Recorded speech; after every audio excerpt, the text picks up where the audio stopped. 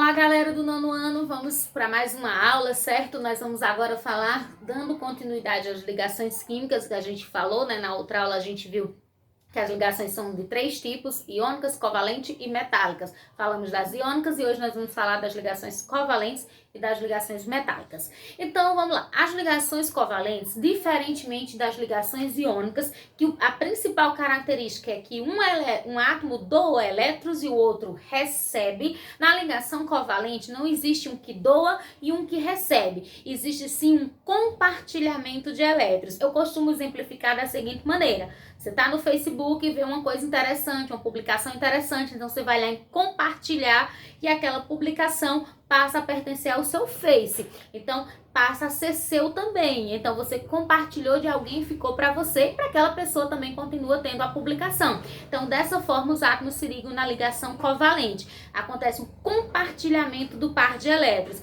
E por que isso? Porque as ligações covalentes, elas são as ligações entre átomos que têm a mesma força elétrica.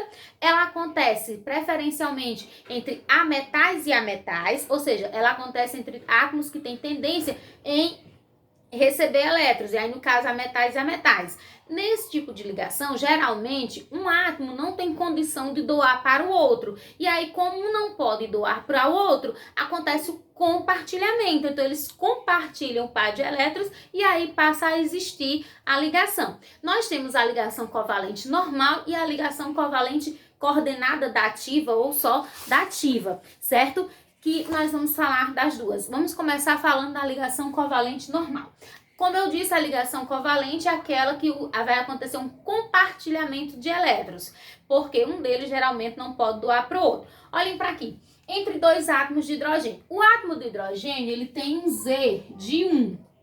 Então, ele tem apenas a camada K, e essa camada K tem apenas um elétron, que é também a sua camada de valência.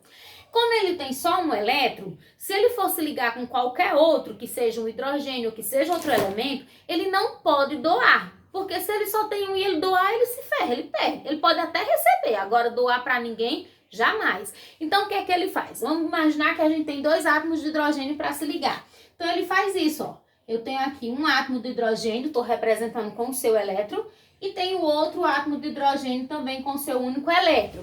Vocês repararam que aqui eu coloquei símbolos iguais. Por quê? Porque como não vai ter um que doa e um que recebe, eu não preciso saber quem está doando e quem está recebendo, porque eles vão apenas compartilhar. E aí a gente representa esse compartilhamento assim, ó.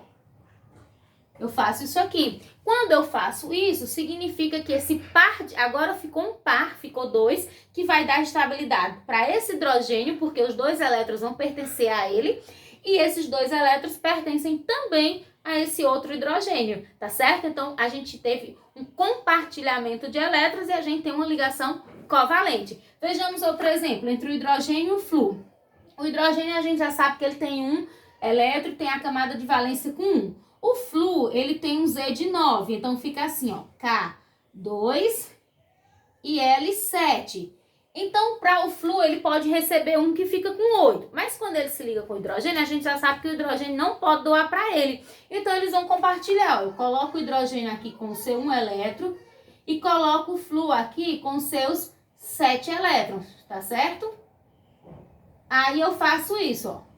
Compartilhei. Quando eu compartilhei, esse par de elétrons pertence ao hidrogênio, dando estabilidade ao hidrogênio, e passa a pertencer ao flúor. 2, 4, 6, 8. E o flúor também tem sua estabilidade, certo? Então, isso é uma ligação covalente, e essa daqui é a ligação covalente normal. Agora, nós vamos ver como acontece a ligação covalente dativa. Eu vou colocar aqui um exemplo entre o oxigênio e o átomo de enxofre, que vão formar esse composto aqui, SO3, que é trióxido de enxofre.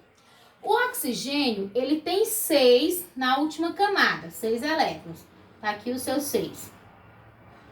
E o enxofre também tem 6, são 2 calcogênios, família 6A.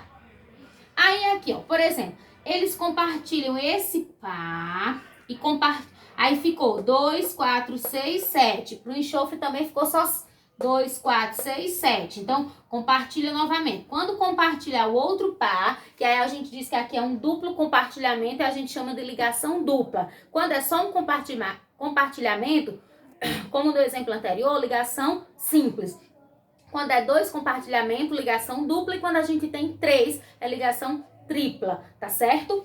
Então, quando compartilhou, ficou 4, 6, 8. Oxigênio estável. Enxofre fica 4, 6, 8. Enxofre estável.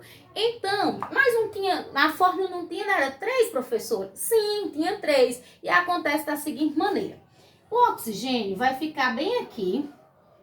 Esse aqui só com 6. Aí esses dois já estão tudo estável.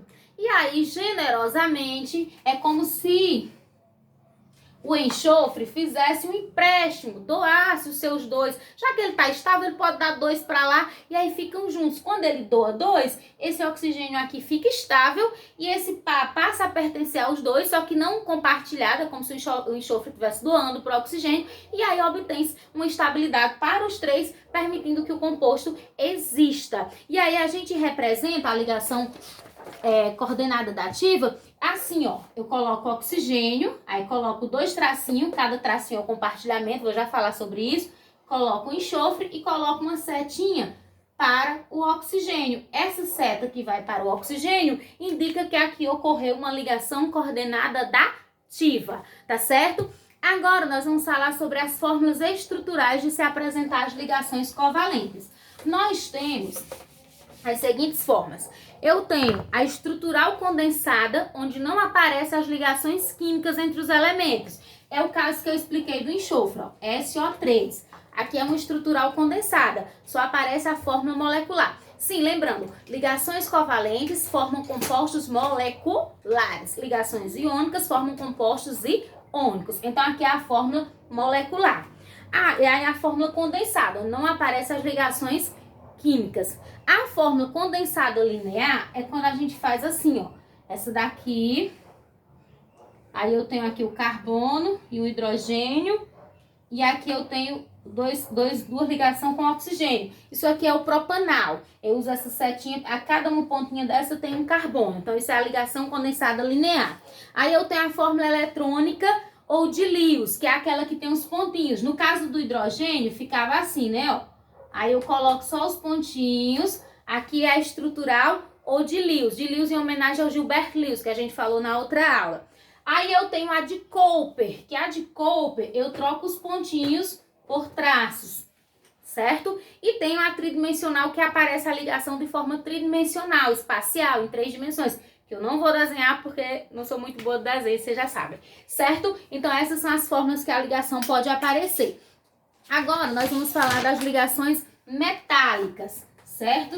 As ligações metálicas, como o próprio nome diz, elas vão acontecer entre 2 metais. Nelas não tem esqueminha para a gente fazer. O que eu quero que vocês entendam é que ela acontece entre 2 metais e que esse tipo de ligação, os metais formam como se fosse o que a gente chama de mar de elétrons ou nuvem de elétrons. Eles soltam seus elétrons, esses elétrons ficam circulando próximos aos outros, pertencendo aos 2 elementos ao mesmo tempo e mantendo eles estáveis. Isso permite aos elétrons a capacidade, aos metais, as ligações metálicas, as propriedades que eles têm de conduzir eletricidade, de serem maleáveis, de serem dúcteis, tá certo? E elas acontecem sempre entre 2 metais, tá bom, pessoal? Então, por hoje era só.